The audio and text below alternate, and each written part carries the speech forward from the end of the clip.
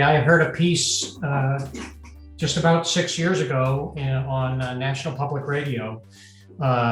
It was a piece about bees and how bee populations are declining and under stress. And the interviewer asked the beekeeper what people can do, what the average citizen can do to help out. And he said, keep a beehive in your backyard. And so I thought, how hard could that be? And I went online, learned how to do it, and started. Honeybees are kind of an oddball when it comes to our bees. They live in very large colonies, and we can manage them, which is really cool and interesting, which is why we have beekeepers. Part of what's special about their biology and why they can have such big colonies is because they make lots of honey.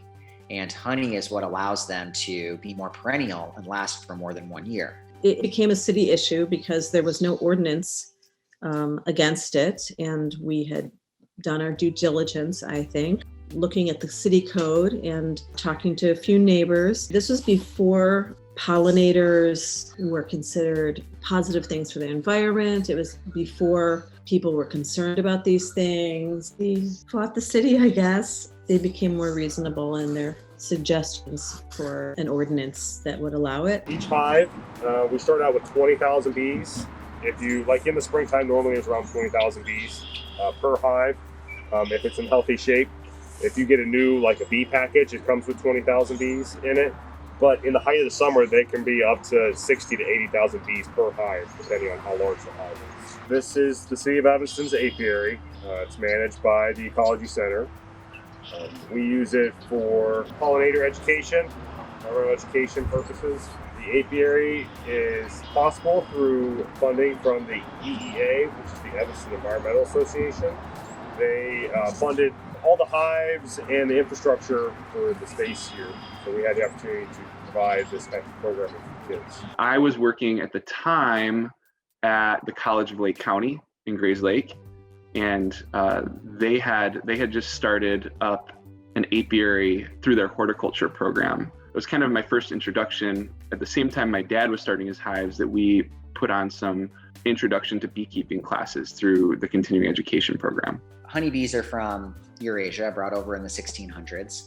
They're vitally important for agriculture in general. You know, we couldn't have the agricultural system we have without honeybees in some sense. So honeybees certainly important, but they're really industrious bees, and we manage them. So we take care of a lot of the factors that other bees have to face in the wild, you know, climate conditions, enough food, whatever. So we do know that honeybees can compete quite fiercely with native bees. And this is over resources for the most part. Those bees can collect a lot of nectar and pollen that would otherwise be available to native bees. Using honeybees in an agricultural setting, I think, is fine. I don't have an issue with people sort of keeping honeybees. I think it's great that people are interested in that stuff, but I do think it's important to think of the nuances there, that it's managing a non-native species. These days, there are different challenges. There are parasites that live on bees called a varroa mite. Controlling this parasitic mite that lives on the bee, it weakens the colony and makes it susceptible to disease. I came over one day to check, and my friend said, you know, I've been noticing there's a lot of yellow jackets around. And I said, oh, that's probably not too good, but hopefully the bees can fight them off. The yellow jackets kept coming more and more. It was happening for a couple days, and more yellow jackets kept coming, and the bees kept fighting. It was this epic battle. We were about to just completely close up the entire hive for I don't know how long, indefinitely, or until the yellow jackets just went away and didn't know anymore. But about a day after that, my friend called me and she said, Michael, the bees are gone. They got tired of fighting and they literally absconded from the hive because they were overwhelmed.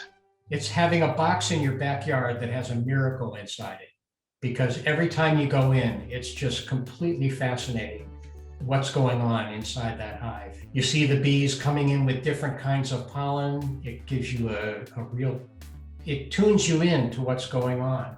what I found is that you really do kind of build a relationship with the bees, and they recognize you. That was probably the happiest surprise of the whole experience, was that they would look at me, you know, and it would be okay. And it got to a point where I just felt really comfortable with them, and I could tell that they were getting more comfortable with me. Little things add up, and I can't stress enough that by being aware and just sort of advocating for healthy pollinator populations, that we can start to make some differences.